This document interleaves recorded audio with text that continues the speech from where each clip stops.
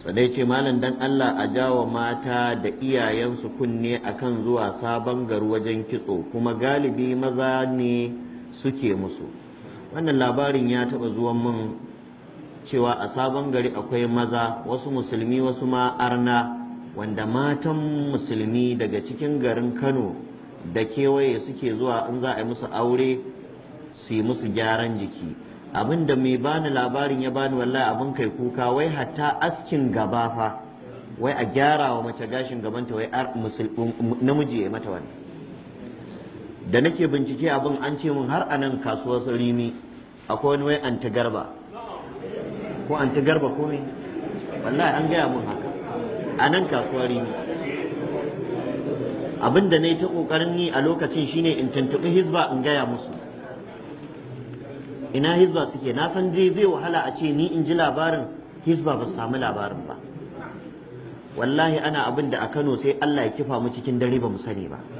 Wannan ba karaman musiba ba ce ba. Namiji da kunshi wai akan mama, kunshi fa irin wanda ake musu mai fulawoyin nan har a kirji har kan mama, namiji ne wa mace wannan. Wannan an nuna min hoton ma a Facebook, an nuna min gashi namiji yana zanawa mace. Wannan ba karamin bala'i bane ba.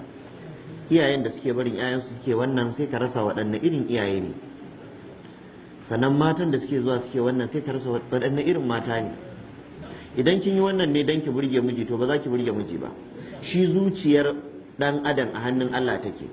Idan ka nemi Allah ya mallaka maka zuciyar wane ta hanyar yi masa biyayya sai ya mallaka maka. Ka'idar shi ne idan bawa yana so bayi su so shi to shi ya so mahaliccinsa ya yi masa biyayya to shi Allah sai ya mallaka maka zukatan bayi. Amma duk wahalar da za ka yi wai don ka nemi yardar mutane kana saba wa Allah to bata wa kanka lokaci kake wallahi. Za ka yi ta wahala ce ta banza, biyan bukatar ba zai samu ba. Kin je kato ya diddirje jikinki dan mijinki ya soki, ba zai soki ba saboda wancan laifin da kika yi wa Allah, Allah ba zai bar zuciyar ta soki ba. Amma in kika haƙura kika bi Allah to shi Allah shi yake mallaka zukata ga yadda ya so a lokacin da ya so. Domin dukkan zukatan bayi suna tsakankanin 'yan yatsun Ubangiji guda biyu yana juya su yadda ya ga dama. Da haka mu nemi yaddar Allah sai ya yaddar mana da bayinsa. Mu nemi ƙaunar Allah a wajen Allah ta hanyar yi masa biyayya sai ya sa bayinsa su ƙaunace mu sai mu zauna lafiya. Kuma wajibi ne akan al'umma su tashi su rinka hada wannan barna. Duk wanda ya ji irin wannan labarin a unguwarsu ya tabbatar ana yi, maganar rufe asiri bata taso ba. Wallahi summa tallahi zaka ja bala'in da zai zo ya cinye ka kuma su ma ya cinye su. In su musiba ta sauka musu su suka ja, amma kai kana kwance a gidanka in Allah ya turo wata annoba za ta ci su ta ci ka. Da ka rufa musu asiri bai da wani amfani, bai da wata rana. Kamar masu sai da kayan kwaya ne muna gani a unguwanni.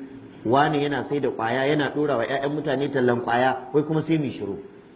Lokacin da yaron zai sha kwaya ya bugu ya zo ya buga ma wuka, rufe asirin naka duk bai rana ba.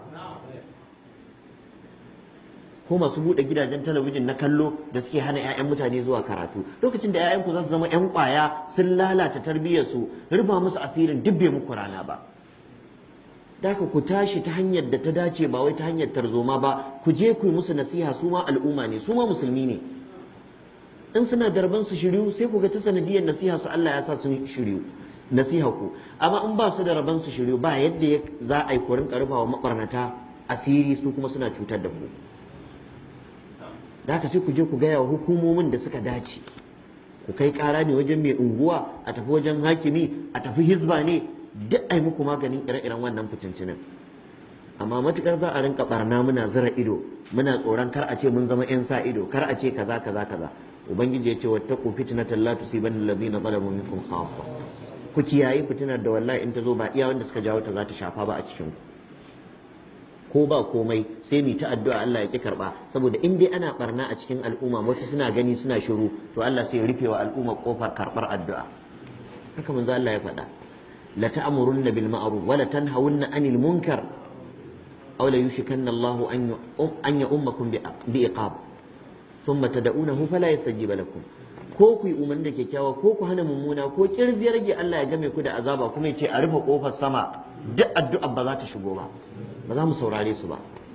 Domin ba ku yi wa Allah kara ba, ba ku yi masa kishi ba. In kuka yi wa Allah kara kuka yi masa kishi to shi ma zai muku kara, zai muku kishi. sai kare ku daga dukkanin abin ki wanda ku sani da ma wanda ba ku sani ba.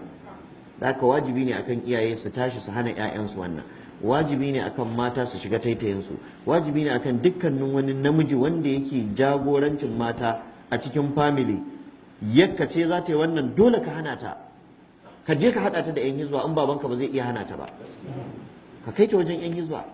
In ta ja muku bala'i gidanku ya kama da gobara fa, ba iya kayanta ne zai kone ba, kila ma ka fita kaya, sai Allah ya kona ku gaba ɗaya gidan, kuma ita ta ja muku saboda kun zura mata ido.